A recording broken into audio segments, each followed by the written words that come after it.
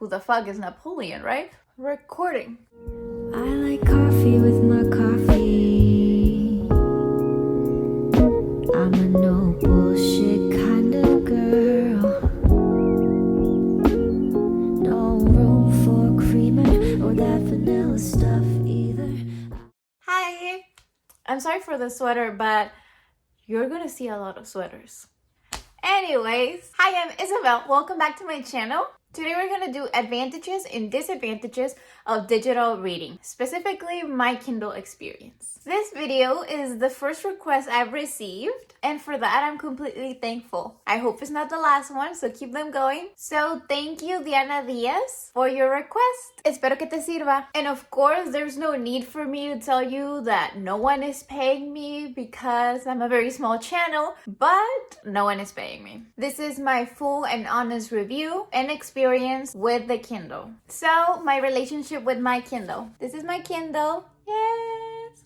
My boyfriend gave me a Kindle back in March 2019, and it has been the best surprise gift that I've ever received. Ever. Mine can approximately store 22,000 books, which with that, you can already see why is this such a good investment. Also, I need to declare that I'm not against physical books. On the contrary, I love them. Books are my life. But in the point that I'm in at my life currently, it makes more sense for me to read ebooks right now. I'm 22, and for the next 10 years of my life, I'm gonna be studying, traveling, moving around, and it will be the best for me to do all those things without carrying a ton of books with me. I already have a lot of books. Eventually, when I set down my roots somewhere, I will go back and nurture my book collection while giving all the books I already own and the ones that are coming the proper space and care that they need. But until then, my Kindle serves me just fine. It actually is great. So let me tell you why. I want to start with the disadvantages. First one, you have to charge it. And I know that sounds dumb, okay? Because it's obvious, but hear me out. It is a disadvantage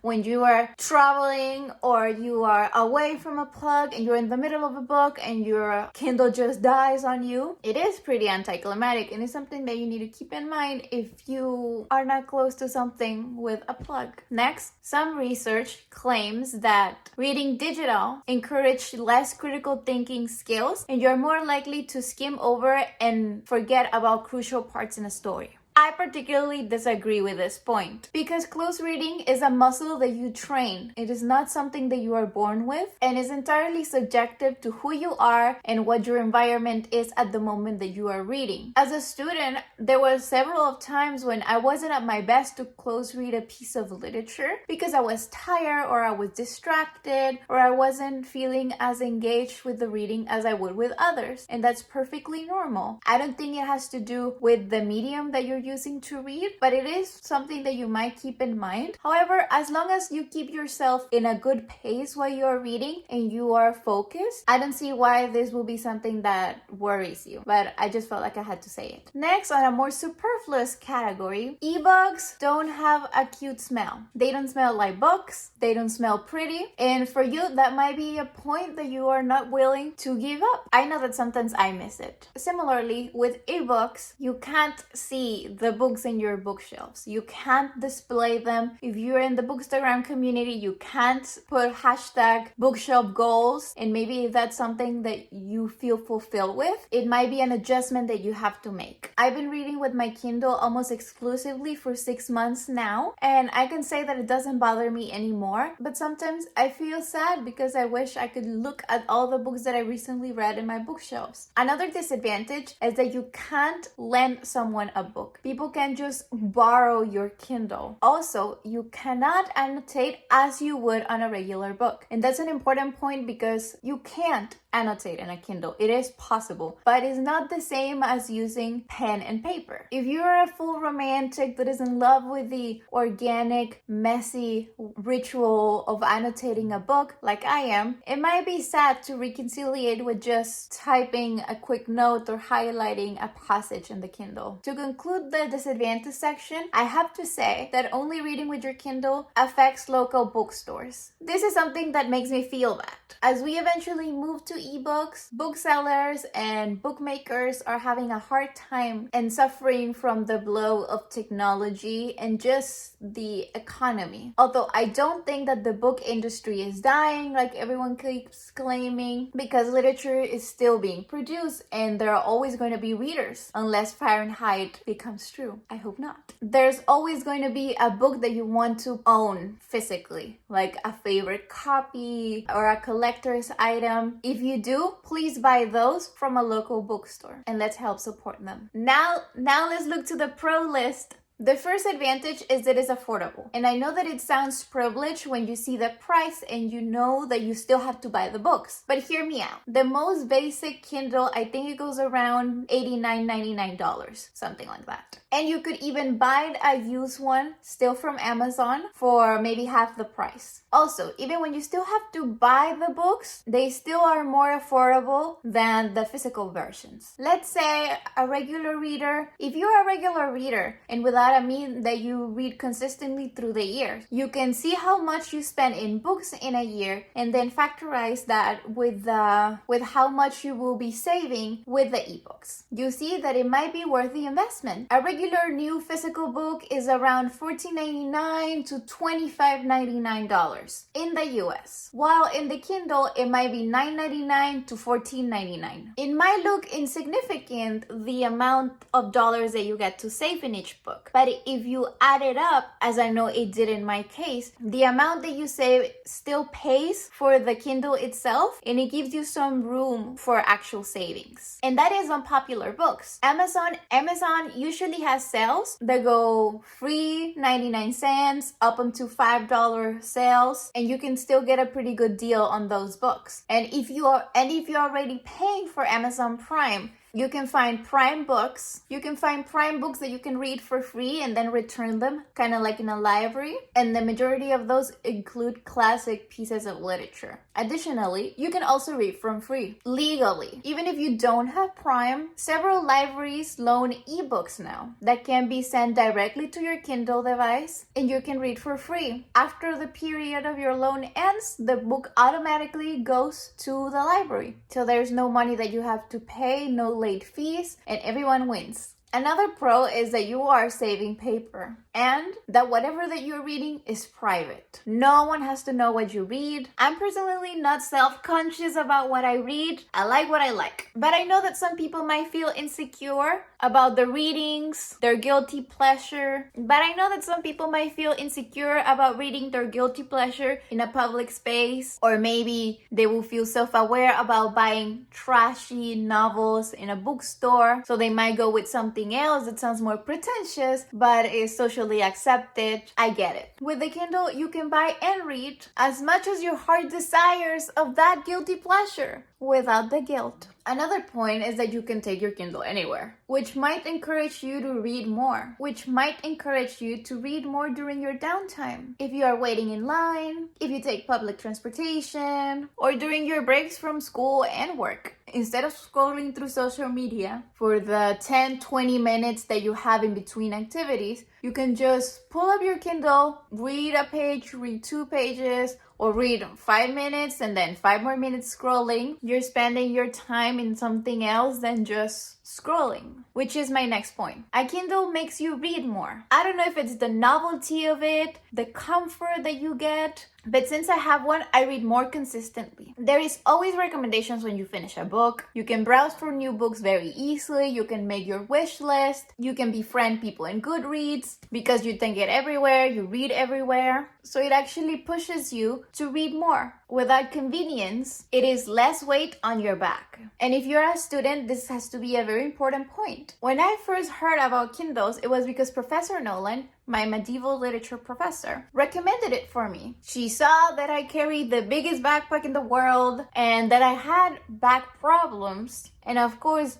being an English major means that you carry a lot of books every day, everywhere, plus your computer and your notes and your 15 highlighters. So as a student, it was very convenient and good on my back to actually have all my textbooks over here. Actually, I even had both copies. I had my hard copies for home and I had my Kindle for being at school, and it all worked beautifully. It is best for your overall health. Screens are already ruining your eyes. Everybody knows that. But readers expose their eyes the most. When reading physical books, I find that I can usually spend maybe an hour, but not more, of continuous reading. Because then my eyes start to get dry, I want to close them, I might fall asleep, or I just need to rub them very well. However, the special light that is integrated to your Kindle makes it very comfortable in the eyes. You can make the font size bigger, as big as you might want that, which is an actual plus, which is a great plus, and it lets you read more time in a variety of positions and any time that you want, because you don't have to have an extra light around. You can read with the sun glaring at it, you can read in the dark. It's not gonna make your eyes as tired as they would. It's not gonna make your eyes as tired as they would with a physical book or with an iPad. It also makes you learn new things. When you don't understand a word, or let's say that you're reading a historical novel and then Napoleon is mentioned and you don't know why Napoleon is important or who Napoleon is, because who the fuck is Napoleon, right? Because it's valid. You don't have to know who Napoleon is. You can just use your finger, go over the thing that you don't know, and then it search the internet or the dictionary, and it gives you a definition, or it gives you a little excerpt of who is Napoleon, or why is it important in this book, or why is the author mentioning it, all without the distractions of having to open your computer or your phone or making a note to search later. Another point is that you can send yourself the notes that you make. And I know I put it as a disadvantage, but the annotations that you do with your Kindle might not be as romantic and organic that you want them to be, but they are very convenient. You can send them to your email account and have them all conveniently in order in a PDF file. If you are a student, this is gold. Those quotes that you highlighted and those notes that you made can all be printed in that file, can all be printed with that file, and you could use it as a reference bank for a research project or for any other assignment. I still use them when I make my videos and I write my reviews, and I go over them, I send them to my email, and I have them there forever. Also, with the tools that the Kindle have, you can plan your readings and realistically set yourself objectives to include reading in your life. When you open a book in the Kindle, it tells you how many hours you're approximately going to spend reading it, because the Kindle can learn your reading speed. And that's something very important, and it's something that I always recommend people to know. Get to know you and get to know how many words you read per minute, how many pages you can read, because that is valuable information. With that tool, you can plan your very busy life to fit whatever is possible in the day. If it takes you 9 hours to read a book, and you know that you can only realistically give it 1 hour a day, maybe 30 minutes in the train and 30 minutes before going to sleep, which is great, then you can plan that, write it in your agenda, and know that you're gonna finish that book in 9 days. Know that if it takes you 9 days to read a book, you can see how many books you can fit in a month. You can see how many books you can fit in a month. And then you can set yourself goals and feel happy because you achieved them. I know that reading is a hobby, but to make it a habit, you have to exert some discipline in yourself, because there are many forms of entertainment out there. But this tool with the Kindle can help you organize your life, have time for all the forms of entertainment that you want, and have a relaxing time and enjoy reading. Last one, the Kindle can get you into a community if you want to be in there. When I received my Kindle, I noticed that you can link your Goodreads account. So I opened a Goodreads account. While I was there, I saw that it wasn't only for tracking my progress, my readings, and the books I wanted to read. I noticed that there were a lot of people out there that share their recommendations. I set myself my reading challenge, which is 50 books a year, I think. And right now I have 41 books. And with all of that, I landed in the BookTok community again, the Bookstagram community that I didn't know about. And I can say that because of that community, I've met a lot of amazing people, and I've heard and read books that I wouldn't have if it wasn't for it. As I said, and those are my advantages and disadvantages. As I said, I will always go back to physical books. I think there will always be market for them, and I will always love them. You don't have to fully switch. And I hope that's something that you keep in mind when you make your decision. You can still buy all the books that you love. That's totally valid. You can balance both. I hope you liked the video. I had fun reflecting about my reading journey. I was very anti-ebooks. I thought it had nothing to offer, and I felt it was a betray on books. But I hope that you can see that I've changed my mind. I'm very happy reading. I'm very happy with just reading ebooks right now. I know that it's the right thing for me. And if you're thinking about buying an e-reader, it doesn't have to be a Kindle, or if you're thinking about Kindle specifically, keep an eye open on Black Friday and all the holidays coming up, because they usually put a lot of sales and good deals on these babies. That's all from me, Diana. I hope I helped you. If any of you have any other recommendations or a topic that you want me to talk about, send them over. Keep reading, and when you're not, follow me on all my social media, and I'll see you all next video. Bye!